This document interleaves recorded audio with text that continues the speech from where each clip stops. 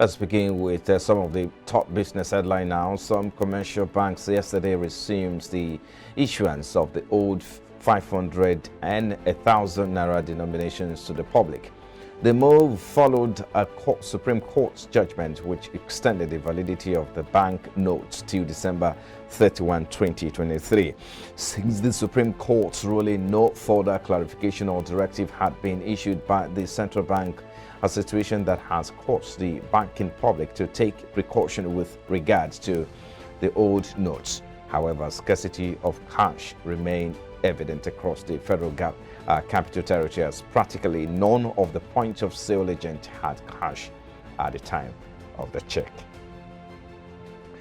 And also, the Independent Petroleum Marketers Association of Nigeria has projected that the pump price of petrol in Nigeria will rise to between 700 and 800 naira per litre if the incoming administration finally deregulates the downstream petroleum sector and abolishes the wasteful subsidy regime.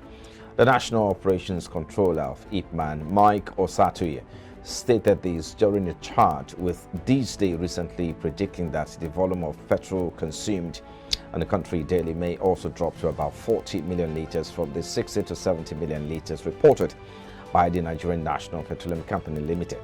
He urged Nigeria's President-elect Bola Tinubu to deregulate the downstream sector and remove petrol subsidy as he had promised during his campaigns.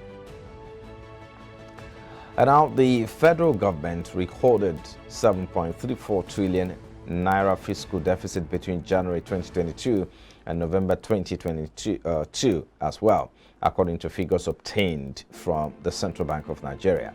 The CBN revealed this in the statement presented by a member of the Monetary Policy Committee, Mike Obadan, as reflected in the last MPC meeting in January. Speaking on the fiscal operations of the government, he said, "These have continued to elicit serious concerns considering the growing yearly fiscal deficit and the implications for public debt accumulation, about 44.06 trillion as of September 2022, and excluding nearly 23 trillion naira ways and means advances and inflation in view of the ways and means advances financing."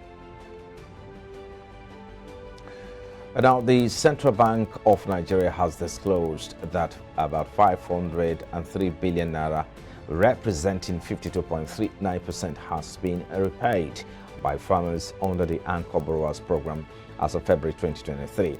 This was made known by the Acting Director of Corporate Communications Department, Abdulmumuni Isa, in a statement on Monday. He says the figure, however, contradicts claims by the International Monetary Fund that only 24% of loans disbursed under the Anchor Borrowers Program of the Central Bank of Nigeria have been repaid. The report completed on January 12 noted that although the CBN allows farmers to pay in kind or cash under the Anchor Borrowers Program, repayments have been very low.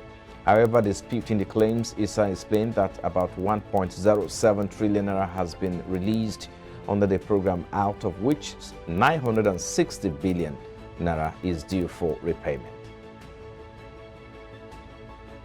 Well, those are the top business headline now. After the break, Charles Fakoha, iBrandTV analyst, will be joining us to look at these in a moment. Please stay with us.